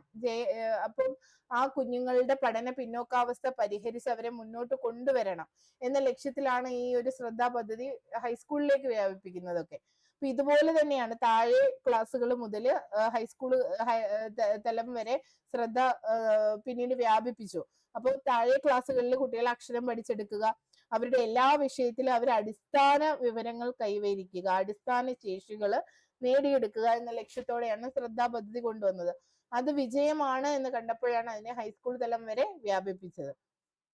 അപ്പൊ അതിന്റെ ഭാഗമായി ധാരാളം മെറ്റീരിയലുകൾ ക്രിയേറ്റ് ചെയ്തിരുന്നു. വിവിധ ഡയറ്റില് ഫാക്കൽറ്റീസ് ഒക്കെ ചേർന്ന് കുട്ടികൾക്ക് വേണ്ടി, പഠന പിന്നോക്കാവസ്ഥയിൽ നിൽക്കുന്ന കുഞ്ഞുങ്ങൾക്ക് വേണ്ടി വളരെ ലളിതമായ പഠന സാമഗ്രികൾ ഉണ്ടാക്കിയിരുന്നു, നോട്ടുകളും ഒക്കെ തയ്യാറാക്കിയിരുന്നു. അപ്പൊ അതൊക്കെ നമുക്ക് പ്രയോജനപ്പെടുത്തി കുട്ടികളെ മുന്നിലേക്ക് കൊണ്ടുവരാനാകും. അപ്പൊ തുടക്കത്തിൽ തന്നെ നമ്മൾ പറയേണ്ടത്, നിലവിലത്തെ പാഠ്യപദ്ധതിയും പാഠപുസ്തകവും നമുക്ക് കിട്ടിയ ട്രെയിനിങ് അനുസരിച്ച് ഫോളോ ചെയ്യുകയാണെങ്കിൽ പഠന പിന്നോക്കാവസ്ഥയിലുള്ള കുട്ടികളുടെ എണ്ണം വിരലിൽ എണ്ണാവുന്ന തരത്തിലേക്ക് ചുരുങ്ങുമെന്നാണ് എൻ്റെ അഭിപ്രായം. അപ്പൊ അങ്ങനെ ഒരു ചെറിയ കൂട്ടം കുട്ടികളെ പഠിപ്പിച്ച് മുന്നോട്ടേക്ക് കൊണ്ടുവരിക എന്നുള്ളത് പ്രയാസമുള്ള കാര്യമല്ല.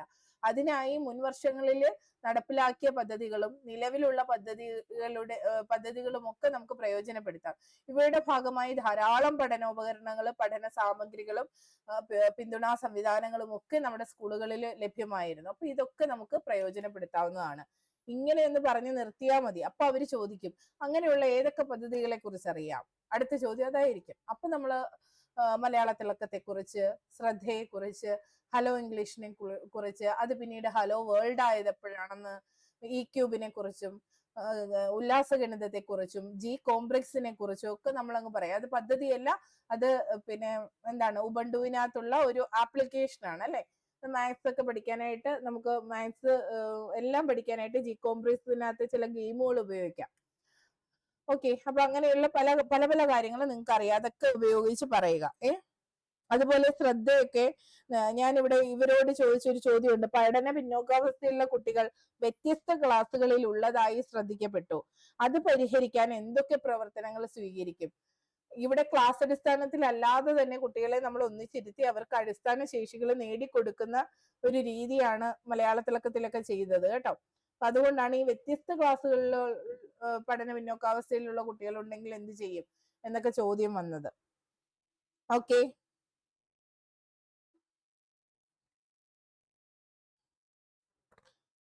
അതുപോലെ നമ്മള് കുട്ടികൾക്ക് വേണ്ടി പ്രത്യേക സമയം കണ്ടെത്തും എന്നിവിടെ പറഞ്ഞിരുന്നു അല്ലെ? അങ്ങനെയാണെങ്കിൽ ആ പ്രത്യേക സമയം എപ്പോഴായിരിക്കും കണ്ടെത്തുക ആര്യ ടീച്ചറെ? പഠന പിന്നോക്കാവസ്ഥയിലുള്ള കുട്ടികൾക്ക് നമ്മൾ ഒരു പ്രത്യേക സമയം കൊടുക്കാൻ തീരുമാനിച്ചു.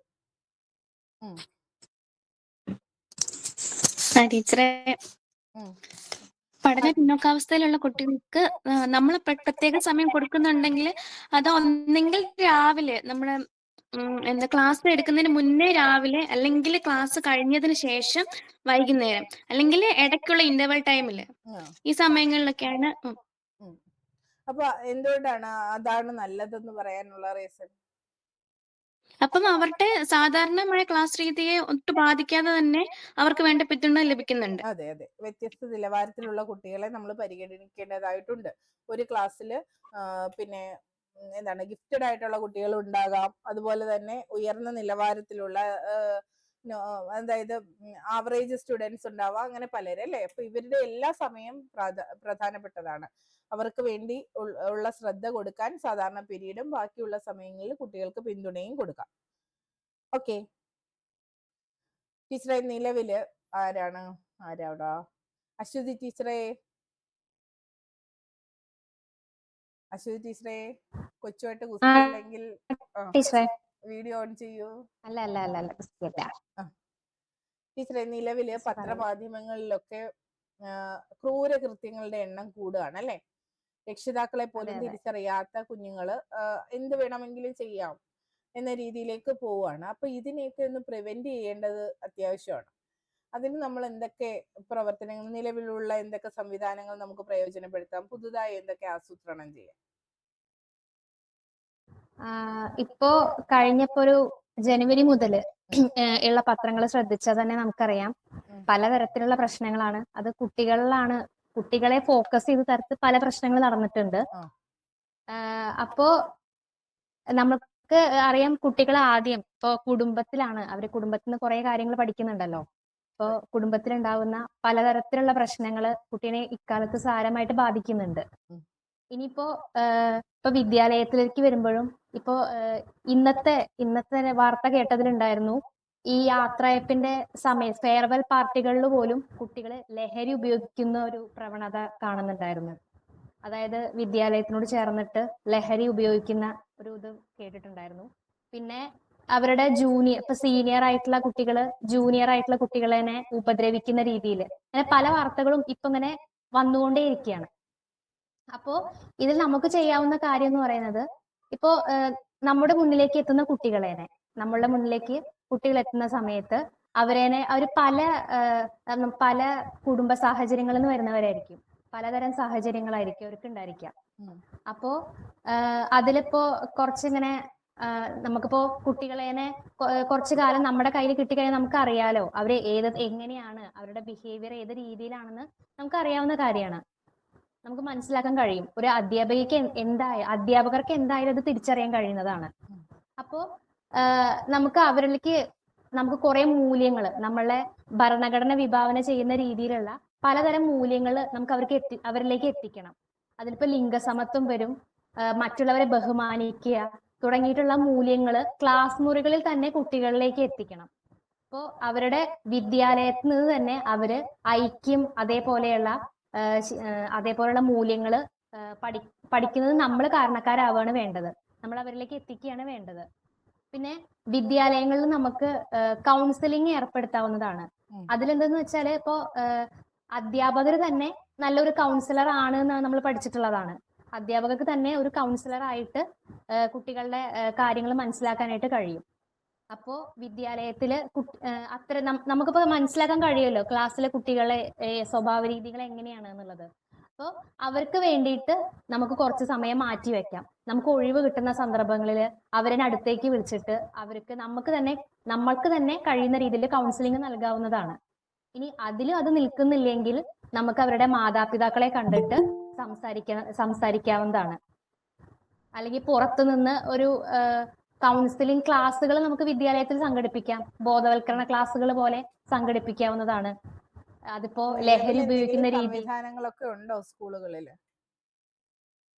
സ്കൂളുകളില് നിലവിലുള്ള എന്തെങ്കിലുമൊക്കെ സംവിധാനം നമുക്ക് കുട്ടികളെ നേരായ മാർഗത്തിലേക്ക് നയിക്കാനായി ഉപയോഗിക്കാനുണ്ടോ?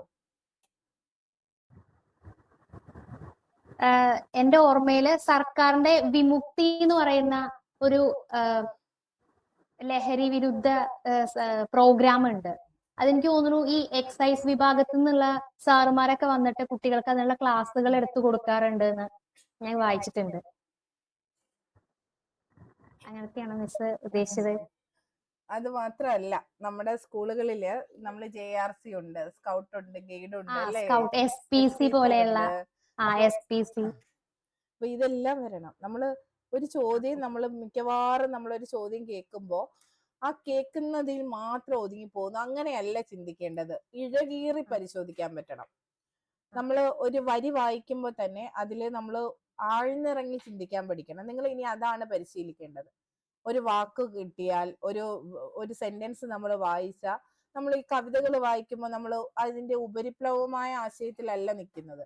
ആഴ്ന്നിറങ്ങി പോകും. അശ്വതി ടീച്ചർ വായിച്ച് ആസ്വദിക്കുന്ന പോലെയല്ല ഞാൻ ആസ്വദിക്കുക.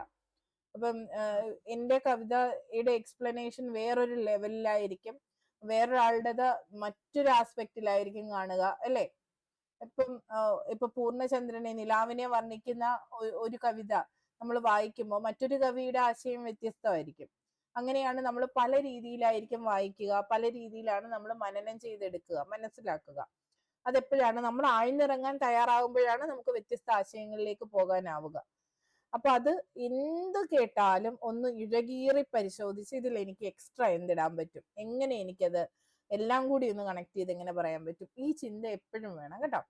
അശ്വതി ടീച്ചറോട് മാത്രമല്ല, എല്ലാവരോടുമാണ് ഞാൻ ഈ ഓരോ നിർദ്ദേശവും വെക്കുന്നത്. ഇപ്പൊ വായനയിലും ഒക്കെ നിങ്ങൾ വായിച്ചിട്ട് വരുന്ന അതേ മെറ്റീരിയൽ ഞാൻ വായിക്കുമ്പോൾ ഞാൻ വ്യത്യസ്തമായിട്ട് ചോദ്യങ്ങൾ ചോദിക്കാറുണ്ട്. അതിവിടെ പഴയ കുട്ടികൾക്ക് അറിയാതെ, നിങ്ങൾക്ക് അതിനുള്ള ടൈം കിട്ടുന്നില്ല. കാരണം വേറൊന്നും അല്ല, നമ്മൾ ഓടുകയാണ്. നമ്മൾ ഓടുമ്പോൾ നമുക്കിപ്പോൾ അതിനുള്ള സമയം ഇല്ല. ഇവർ ആദ്യമേ തുടങ്ങിയത് കൊണ്ട് ഇവർക്ക് പല രീതിയിലേക്ക് നമുക്ക് കൊണ്ടുപോകാൻ പറ്റിയിട്ടുണ്ട് ഇവരെ. പക്ഷെ നിങ്ങൾക്ക് അതൊന്നും അല്ലാതെ അഡ്വാൻസ് ലെവലിലേക്ക് നമ്മൾ അങ്ങ് ഡയറക്റ്റ് പോവുകയാണ്. പക്ഷെ അതനുസരിച്ച് നിങ്ങൾ എന്ത് ചെയ്യണം? വായന കൂട്ടണം. കിട്ടുന്ന മെറ്റീരിയൽ എല്ലാം ഞാൻ ടോപ്പിക്ക് തരാതെ തന്നെ നിങ്ങൾ DLEDന്റെ ഒക്കെ പുസ്തകങ്ങൾ വായിക്കണം, പദ്ധതികളെ കുറിച്ച് വായിക്കണം. എല്ലാം അറിഞ്ഞിങ്ങനെ വായന, അത് മാത്രമേ ഉള്ളൂ നമുക്ക് കൂട്ടായിട്ട്. അപ്പൊ അത് ചെയ്യുക. ഇപ്പൊ ഈ പറഞ്ഞ പോലെ നമുക്കിതെല്ലാം അറിയാം. SPC അറിയാം. ഇന്നും പത്രത്തിലില്ലായിരുന്നോ? ഇന്നായിരുന്നോ ഇന്നലെയായിരുന്നോ SPC? ഇന്നത്തെ പത്രത്തിലുണ്ടായിരുന്നു. SPCക്ക് വെയിറ്റേജ് കൊടുക്കുന്നുണ്ട്. SPC police officer. നിങ്ങളൊന്ന് ആലോചിച്ച് നോക്കിക്കേ. നമ്മള് 8th സ്റ്റാൻഡേർഡ് മുതലാണ് SPC ഇപ്പോൾ ഉള്ളത്. അതിനെ ഹയർ സെക്കൻഡറി ലെവൽ വരേക്കും അങ്ങ് കൊണ്ടുപോവുകയാണെങ്കിൽ നന്നായിരിക്കും, അല്ലേ? 8, 9, 10 3 വർഷം, പിന്നെ +1 +2 അങ്ങനെ ഒരു 5 വർഷം, അല്ലെങ്കിൽ ഒരു 4 വർഷം. +2ലേക്കൊന്നും കാണില്ല. 9ൽ നമ്മളൊന്ന് നിർത്തും. കാര്യം 10th എക്സാം വരുന്നതുകൊണ്ട് 9ലാണ് പാസ് ഔട്ട്. അപ്പൊ 3 വർഷവും +1 ആകുമ്പോൾ 4 വർഷം. അതാണ് ഈ 4 വർഷ കണക്ക് വരുന്നത്. ഇങ്ങനെ ഒരു രീതിയിലേക്ക് നമ്മൾ പോകുകയാണ്. അപ്പൊ ഈ 4 വർഷമായി SPCയിലുള്ള കുട്ടിക്ക് തീർച്ചയായിട്ടും ഒരു സാമൂഹിക പ്രതിബദ്ധതയൊക്കെ വരുമോ? ആ യൂണിഫോം ഇടുമ്പോൾ തന്നെ അവർക്ക് വേറൊരു മനോഭാവമാണ്. ഞാൻ ഏറ്റവും കൂടുതൽ എൻ്റെ ഹൈസ്കൂളിലെ കുഞ്ഞുങ്ങളെ വഴക്ക് പറഞ്ഞിട്ടുള്ളത് SPC യൂണിഫോമിൽ അവർ കുരുത്തക്കേട് കാണിക്കുമ്പോഴാണ്. അത് എനിക്ക് അതിന്റെ ചുമതല ഉണ്ടായിരുന്നില്ലെങ്കിലും പിന്നെ ചുമതലയുള്ള ടീച്ചേഴ്സ് ആയിട്ട് നമുക്ക് അത്രയും അടുപ്പമുള്ളത് കൊണ്ടും നമ്മളെല്ലാവരും അതിൽ ഇടപെടും. എല്ലാവരും ആ കുട്ടികളുടെ എല്ലാ കാര്യവും നോക്കിയിട്ട് കൃത്യമായിട്ട് SPC ചുമതലയുള്ള ടീച്ചറിനോട് പറയും, ടീച്ചറെ SPC കേഡറ്റ് ആണ് ഇത് ചെയ്തത് എന്ന് പറയും. SPC കേഡറ്റ് ഇങ്ങനെ പെരുമാറി. ആ യൂണിഫോം ഇടുമ്പോൾ നമ്മൾ അങ്ങനെ ആകണം ആ കുട്ടി, അല്ലേ?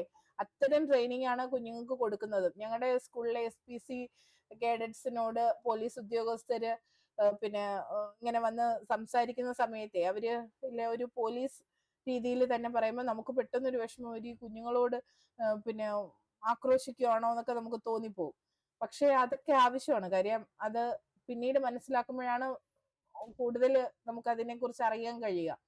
അത് ആ ചിട്ട വരാനും അത് എന്താണ് ആ യൂണിഫോമിന്റെ വാല്യൂ അറിയാനും. കുട്ടി പോലീസ് ആണല്ലേ, ആ കാക്കിയോടുള്ള ആ ഒരു മനോഭാവവും നമ്മുടെ ഉത്തരവാദിത്വവും ആ കുഞ്ഞുങ്ങളെ സ്കൂള് മുഴുവൻ ആദരിക്കണം. ആ സ്കൂള് മുഴുവൻ അവരെ ബഹുമാനിച്ചേ പറ്റൂ. ആ ബഹുമാനം ഉണ്ടാക്കി കൊടുക്കേണ്ടത് ടീച്ചേഴ്സാണ്. പലപ്പോഴും ഒന്നും പറ്റുന്നില്ല, അതൊക്കെ ഉണ്ടാകണം. അപ്പൊ കുട്ടികൾ അവര് ആ യൂണിഫോമിൽ നിന്ന് എന്തെങ്കിലും ഒരു കാര്യം പറഞ്ഞാൽ മറ്റുള്ളവർ അത് അനുസരിക്കാൻ ബാധ്യസ്ഥരാണ് എന്നൊക്കെ വന്നു കഴിഞ്ഞാൽ നിയമങ്ങൾ കൃത്യമായി സ്കൂളുകളിൽ നടപ്പിലാവും. സ്കൂളുകളിൽ നിയമം പാലിക്കുന്ന കുട്ടി പൊതു ഇടങ്ങളിലെ നിയമങ്ങളും ഉറപ്പായും പാലിച്ചിരിക്കും. വീട്ടിൽ നിയമങ്ങൾ പാലിക്കുക, സ്കൂളിലെ പാലിക്കുക, അങ്ങനെയുള്ള കുട്ടി പൊതു ഇടങ്ങളിൽ ഉറപ്പായും നിയമങ്ങൾ പാലിച്ചേ മുന്നോട്ട് പോകും. ഇങ്ങനെയുള്ള ഉത്തരവാദിത്തങ്ങൾ ഉണ്ടാക്കാനാണ് ഇത്തരം സംഘടനകൾ സ്കൂളുകളിൽ ഉള്ളത്, ഇത്തരം സംവിധാനങ്ങൾ. അതിന് നല്ലൊരു പങ്ക് വഹിക്കുന്നതാണ് JRC. നമ്മുടെ LP തലത്തിൽ ഇതൊന്നും ഇല്ല, UP തലം മുതലാണ് ഇവയുള്ളത്. ഇപ്പം JRC ഒക്കെ സത്യം പറഞ്ഞാൽ LP തലത്തിലും ചെറിയ രീതിയിലൊക്കെ ആരംഭിക്കണമെന്നാണ് എന്റെയൊക്കെ പേഴ്സണലി ഉള്ള അഭിപ്രായം. ഉണ്ടോ എന്ന് എനിക്കറിയില്ല, ഇതുവരെയും ഇല്ല എന്നാണ് എൻ്റെ അറിവ്. ഇപ്പോൾ കുഞ്ഞു പിള്ളേരല്ലേ എന്നല്ല, ആ കുഞ്ഞു കുട്ടികൾക്ക് ചെയ്യാൻ പറ്റുന്ന കുറേ കാര്യങ്ങളുണ്ട്, സേവനങ്ങളുണ്ട്. ആ ചെറിയ പ്രായത്തിലേ നമ്മൾ കൊടുക്കേണ്ട കാര്യങ്ങളുണ്ട്, മൂല്യങ്ങളുണ്ട് അല്ലെ. ഇപ്പൊ അങ്ങനെ അപ്പൊ ഇവയൊക്കെ നമ്മളെ കുഞ്ഞുങ്ങളെ സംരക്ഷിക്കാനായിട്ടുള്ള പദ്ധതികളാണ്. ഇവയൊക്കെ നമ്മൾ പ്രയോജനപ്പെടുത്തണം. ഇത്തരം എന്താണ് സന്നദ്ധ സംഘടനകളെയൊക്കെ പ്രയോജനപ്പെടുത്തുക. അവയിൽ ഒരു കുട്ടി ഏതെങ്കിലും ഒരു സന്നദ്ധ സംഘടന പോലുള്ള ഏതെങ്കിലും ഒന്നിൽ അംഗമാകണം എന്നൊക്കെ നിർബന്ധമായി വരണം. സേവനത്തിനുള്ള അവസരങ്ങൾ ഒരുക്കണം. അത് കഴിഞ്ഞിട്ടാണ് ടീച്ചർ ഈ പറഞ്ഞതുപോലെ അധ്യാപകർ മൂല്യങ്ങൾ കൃത്യമായി, നമ്മുടെ പാഠപുസ്തകത്തിൽ ഒരുപാട് മൂല്യങ്ങളുണ്ട്, മനോഭാവങ്ങളുണ്ട്, അവയ്ക്ക് അർഹിക്കുന്ന പ്രാധാന്യം കൊടുത്ത് അവ കുട്ടികളിലേക്ക് എത്തിക്കണം. അത് എത്തുന്നുണ്ടോ എന്നറിയാനുള്ള കൃത്യമായ പരിശോധനകൾ നടപ്പിലാക്കണം. അതുപോലെ തന്നെ ഈ പറഞ്ഞ പോലെ നമ്മുടെ സ്കൂളുകളിൽ കൗൺസിലിംഗ് സെല്ലുകൾ ഉണ്ടാവണം. അതില് ഒരു രക്ഷിതാവ്, കുട്ടികൾക്ക് പ്രിയപ്പെട്ട അധ്യാപിക, ഒരു സൈക്കോളജിസ്റ്റ്, ഇതെല്ലാം വരണം. PTA ഭാഗമായിട്ട് നമ്മുടെ കൂടെ നിൽക്കാനൊക്കെ ഒരാള്, ഇതൊക്കെ അതിന്റെ ഭാഗമായിട്ടുണ്ടെങ്കിൽ അത് നല്ലതാണ് അല്ലേ ടീച്ചറെ? LP സ്കൂളിൽ ബുൾബുൾ എന്ന് പറയുന്ന ഒരു ഗ്രൂപ്പ് കേട്ടിട്ടുണ്ടല്ലോ? എന്താ ടീച്ചറെ? ഞാൻ കേട്ടിട്ടില്ല, ആദ്യമായിട്ട്. ബുൾബുൾ എന്ന് പറയുന്ന ഒരു ഗൈഡ്സിന്റെ കഥ യൂണിഫോം ഞാൻ കുട്ടികളിടല്. അതെയോ? എവിടെയാ ടീച്ചറെ ഉള്ളത്? ഞങ്ങള് ഫറൂഖ് കോളേജ് LP സ്കൂളിൽ കണ്ടിട്ടുണ്ടായിരുന്നു. അതെ അല്ലേ. ടീച്ചറിനെ അറിയുന്നതാണെങ്കിൽ, അധ്യാപകരുണ്ടെങ്കിൽ ഒന്ന് അന്വേഷിക്കണേ. നമ്മുടെ ജില്ലയിൽ കൊല്ലം അങ്ങനെയൊന്നും കണ്ടിട്ടില്ല, ഒന്നും കണ്ടിട്ടില്ല LP തലത്തിലേ. ഓക്കെ, അത് ഷൈനി ടീച്ചറിനെ ഏൽപ്പിച്ചേക്ക. എനിക്ക് അതിന്റെ ഫുൾ ഡീറ്റെയിൽസ് വേണം. ഓക്കെ ഓക്കെ, നമ്മൾ എല്ലാവരും അന്വേഷിക്കുന്നതാണ്. എല്ലാവരും ഒന്ന് നോക്കണേ എന്താണ് ബുൾബുൾ എന്നുള്ളത്. വരുന്നോ?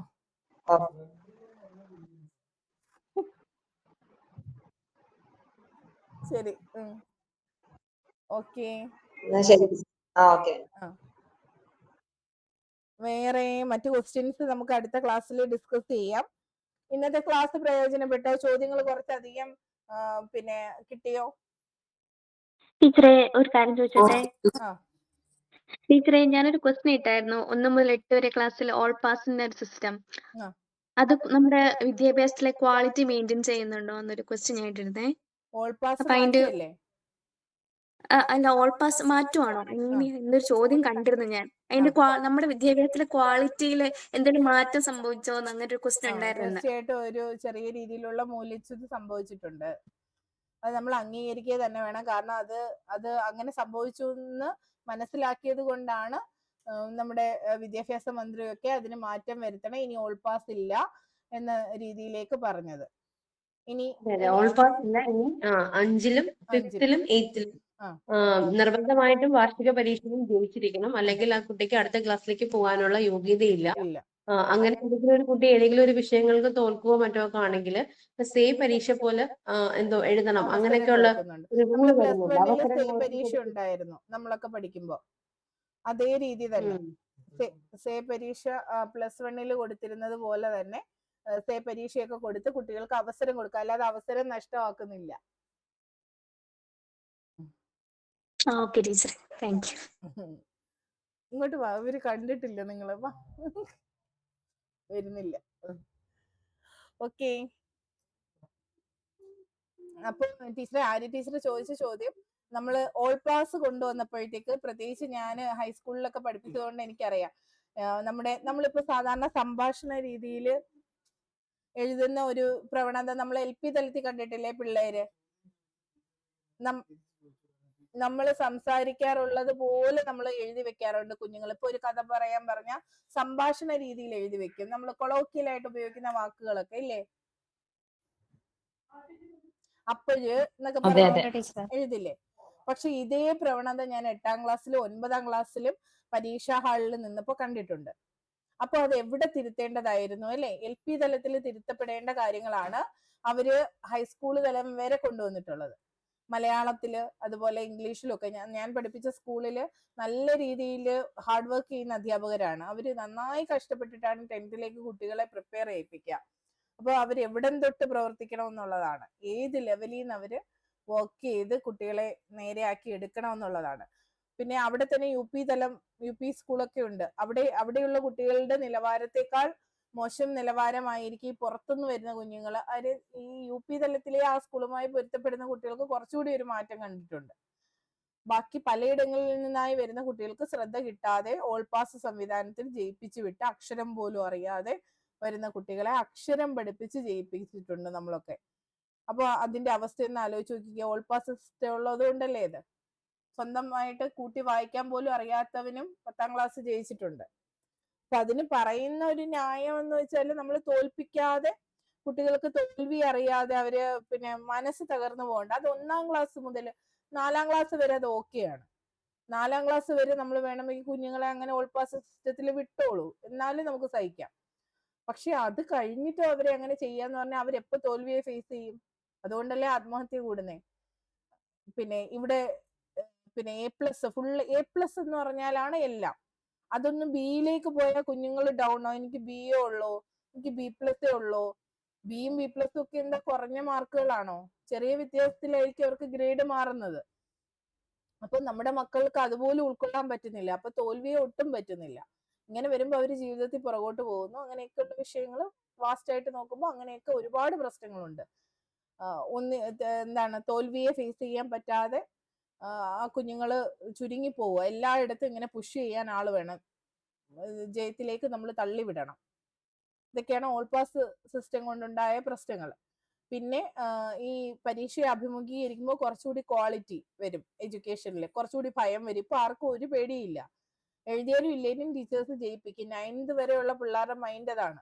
പിന്നെ 10ലേക്ക് വന്നാൽ ഒന്ന് ആലോചിച്ച് നോക്കിയേ, 8ഉം 9ഉം ബേസ് കിട്ടാതെ 10ൽ പഠിച്ചേ പറ്റൂ, അല്ലെങ്കിൽ തോക്കും എന്നതുകൊണ്ട് മാത്രമാണ് ഇരുന്ന് പഠിക്കുന്നത്. അല്ലയോ ജോളി ടീച്ചറെ? അതെ അതെ, പക്ഷെ കുട്ടികൾക്ക് സ്വന്തമായിട്ട് തന്നെ അറിയാം 8ാം ക്ലാസ് വരെ നമ്മൾ ജയിക്കും. പിന്നെ ബാക്കി 9ഉം 10ഉം ടീച്ചേഴ്സിന്റെ, അതായത് അധ്യാപകരുടെ ഉത്തരവാദിത്തത്തിലോട്ടാണ് കുട്ടികൾ വെച്ച് കൊടുക്കുന്നത്. അപ്പൊ അത് വരാതിരിക്കാൻ, അതായത് ആ കുട്ടി 10ാം ക്ലാസ് പൂർത്തിയായതിനു ശേഷം ശരിക്കും അവന്റെ ഫ്യൂച്ചർ ഇരുട്ടിലാവുന്നത് പോലെ ആയിരിക്കും.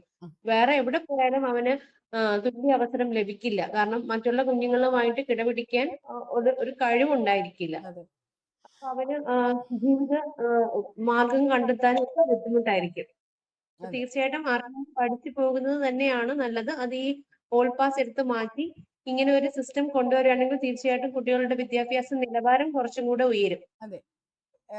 അപ്പൊ LP തലത്തിൽ തന്നെ കുട്ടികൾ പരീക്ഷയെ അഭിമുഖീകരിക്കുന്നു. അവർക്ക് നേടാത്ത ശേഷികൾ അവർക്ക് അവിടെ ഒന്ന് നേടാൻ അവസരം കിട്ടുന്നു. UP തലത്തിൽ ഒരു അവസരം കിട്ടുന്നു, ഹൈസ്കൂളിൽ ഒരു അവസരം കിട്ടുന്നു. അതായത് കൃത്യമായി നമ്മൾ പരീക്ഷകൾ നടത്തുകയാണെങ്കിൽ ആ പരീക്ഷ പാസ്സായേ പറ്റൂ, അല്ലെങ്കിൽ സേ പരീക്ഷ വേണം എന്ന് പറയുമ്പോൾ അവർക്കുണ്ടായ ആ വിടവ് അവിടെ നികത്തപ്പെടുന്നു. ഒരു ബ്രിഡ്ജിങ് നടക്കുന്നു. എന്താണ് ഈ ബ്രിഡ്ജിങ്? ബ്രിഡ്ജിങ് എന്താണ്? കോവിഡ് സമയത്തൊക്കെ ഏറ്റവും കൂടുതൽ കേട്ടിട്ടുള്ള ഒരു വാക്കാണ് ബ്രിഡ്ജിങ്. പഠന വിടവ് നികത്താൻ വേണ്ടിയിട്ടുള്ള സംവിധാനം. ബ്രിഡ്ജ് എന്തിനാ?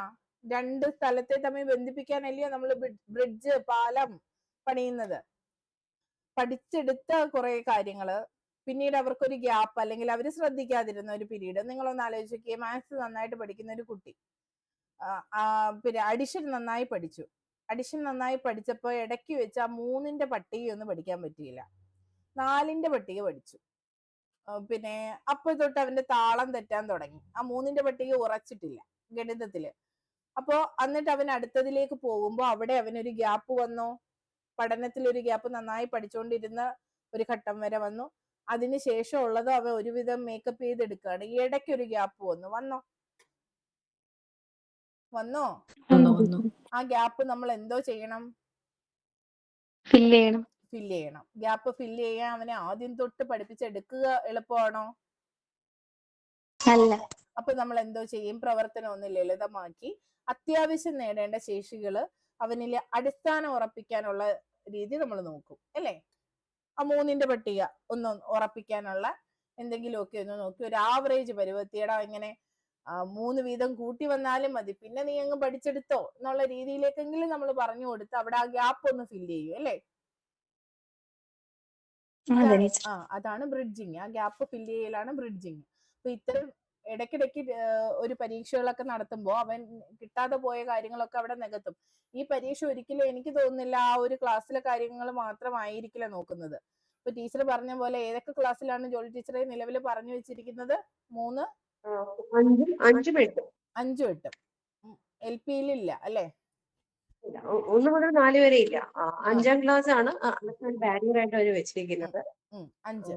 എനിക്ക് തോന്നുന്നു മിക്കവാറും 5-ല് അവർക്ക് 3ന്റെയും 4ന്റെയും 5ന്റെയും ഒക്കെ ഒരു ബേസ് 5ാം ക്ലാസ് എന്ന് പറയുന്നത് ശരിക്കും പറഞ്ഞാൽ ഒരു അടിസ്ഥാനപരമായ ഒരു ഫൗണ്ടേഷൻ, അതായത് കുട്ടി അറിഞ്ഞിരിക്കേണ്ട കാര്യങ്ങൾ.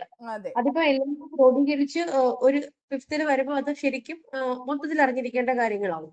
അതിനെ കുറിച്ചൊരു എക്സാം അങ്ങനെയായിരിക്കും. അപ്പോൾ അവിടെ ഒരു ബ്രിഡ്ജിങ് നടക്കും ഉറപ്പായിട്ട്. അവൻ നേടേണ്ട അത്യാവശ്യം 6ലേക്കോ 5 മുതൽ 6 വരെ ഒക്കെ 6, 7ലേക്കൊക്കെ എന്തൊക്കെ നേടാൻ പോകുന്നോ അതിനൊക്കെയുള്ള ഒരു മുന്നൊരുക്കം. നമ്മൾ ഈ കൃഷി ചെയ്യുന്നതിന് മുമ്പ് നില ഒരുക്കുന്നത് പോലെ അത്തരം ഒരു സംവിധാനത്തിലായിരിക്കും ആ എക്സാം നടത്താൻ സാധ്യത. അപ്പോൾ തന്നെ അവിടെ ഒരു ഗ്യാപ്പ് ഫില്ല്, ഒരു ബ്രിഡ്ജിങ് നടന്നു കഴിഞ്ഞു. പിന്നെ കുട്ടിക്ക് പഠിച്ചെടുക്കാം.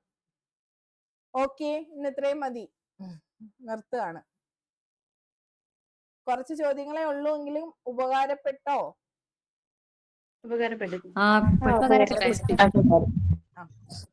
അത് മതി.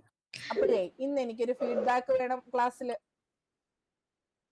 ഇടയ്ക്കിടയ്ക്ക് എനിക്കൊന്ന് ബൂസ്റ്റപ്പ് വേണ്ടേ, അല്ലേ? Booster dose.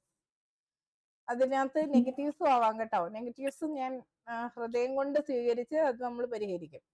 അപ്പോ എന്തെങ്കിലും നിങ്ങൾക്ക് ഇന്നത്തെ സെക്ഷനും ഇതുവരെയുള്ള കാര്യവും ഒക്കെ ഒന്ന് എന്താ ഒരു ഫീഡ്ബാക്ക് തരാനുള്ള ഒരു അവസരമാണ്, അത് ഉപയോഗപ്പെടുത്തുക. ഓക്കെ,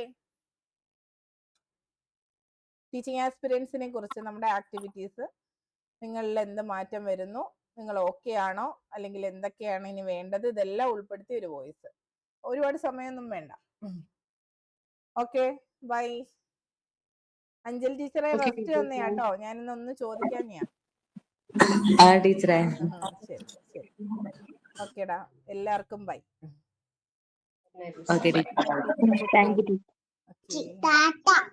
താത്ത ആരായിരുന്നു? ഞാൻ കണ്ടില്ല. എന്തി ആ താത്ത? എന്തി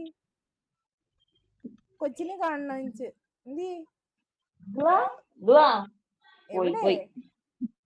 പോയി. പേരെന്തുവാ? ദിയാണോ വന്നേ? ദിയ എവിടെ?